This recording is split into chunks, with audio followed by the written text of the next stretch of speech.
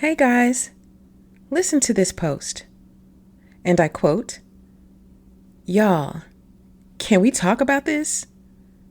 They're building prisons based on third grade reading scores.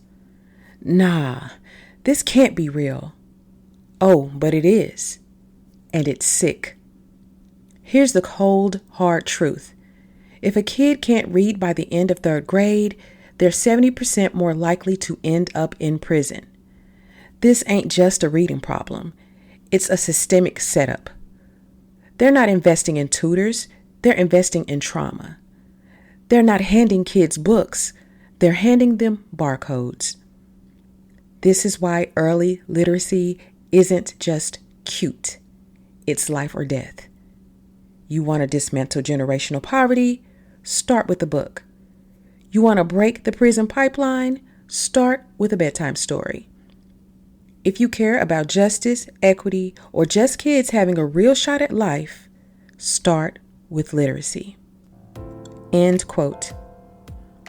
Welcome back to the Advocate Podcast, where we ask the hard questions, unpack education systems, and advocate for children with clarity and courage. I'm your host, Dr. Kristi N. Love.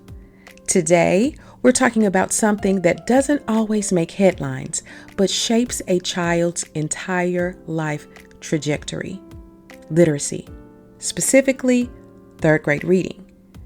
We're going to break down what's fact, what's myth, and why early literacy is one of the most powerful equity issues in education. Let's go. Dr. Kristi N. Love is an experienced educator and advocate dedicated to empowering students and families to ensure children receive a high-quality education. She specializes in culturally responsive teaching, restorative practices, and social-emotional learning, helping schools create supportive and inclusive environments. Through the Advocate Podcast, she amplifies voices, challenges inequitable systems, and keeps children at the center of every conversation.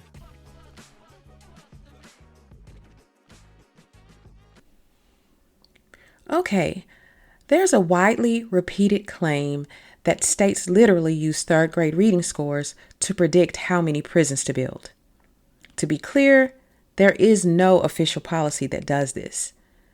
But here's the truth we cannot ignore.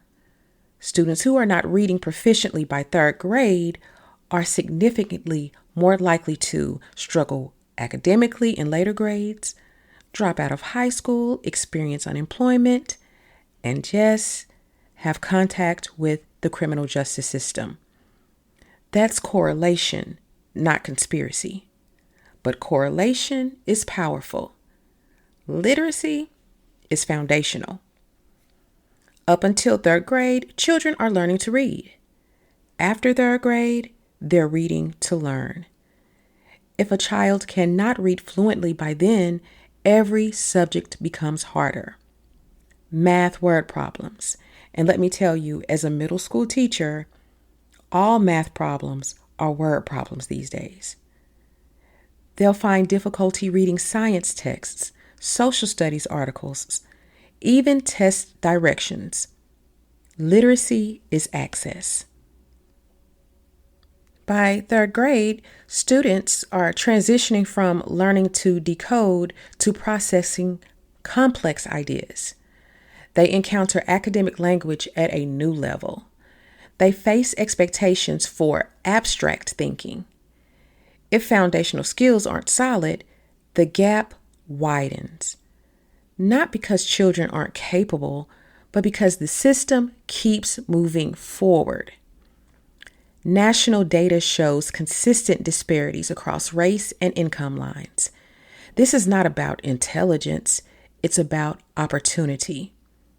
It's about the opportunity to have access to high-quality early childhood programs, experienced reading teachers, intervention supports, books at home, culturally relevant curriculum. Literacy gaps are actually opportunity gaps. Parents matter. Reading at home matters. Conversation matters. but literacy cannot be framed as a good parent versus bad parenting issue. Many families face systemic barriers, working multiple jobs, limited access to books or libraries, under-resourced communities. Schools also have a responsibility to provide evidence-based reading instruction, screen early and often, intervene immediately when gaps appear, use texts that engage and reflect students' experiences, and train teachers in both the science of reading and culturally responsive practice. Literacy is a shared responsibility, families, schools, and communities working together. Struggling to read affects more than academics.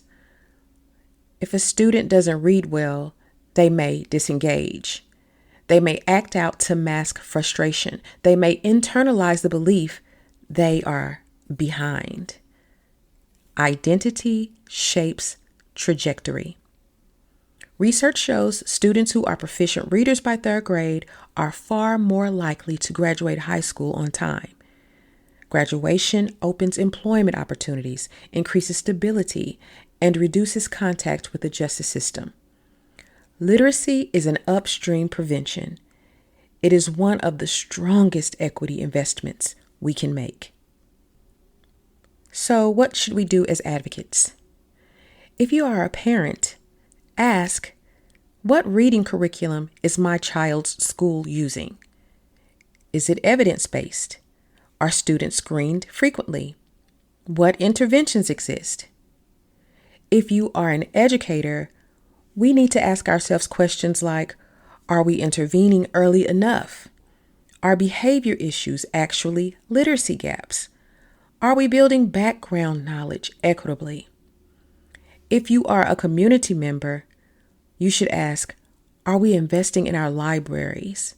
What about summer reading programs? Are we investing in after-school tutoring? Literacy is not a one-room responsibility. It's a collective. When a child can read fluently, they can research their own questions, understand contracts, engage in civic processes, access scholarships, analyze media, and advocate for themselves. Reading isn't just about books. It's about escaping a system designed for failure. Literacy is power. And when disparities exist, power disparities follow. So when we talk about equity, when we talk about school funding, when we talk about advocacy, literacy must be central, not as a scare tactic, not as a prison pipeline slogan, but as a commitment to giving children access to opportunity. And as I close, the goal is urgency, not fear. Every child deserves the chance to unlock the world through reading, not just by third grade, but for a lifetime. If this episode resonated with you, share it. Ask questions, partner with your school, support early intervention. Advocacy isn't about pointing fingers, it's about opening doors.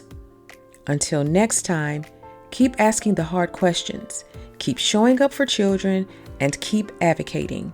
Because literacy isn't just about reading, it's about freedom. And children deserve adults who won't stop fighting for them. Thanks for joining in. See you next time.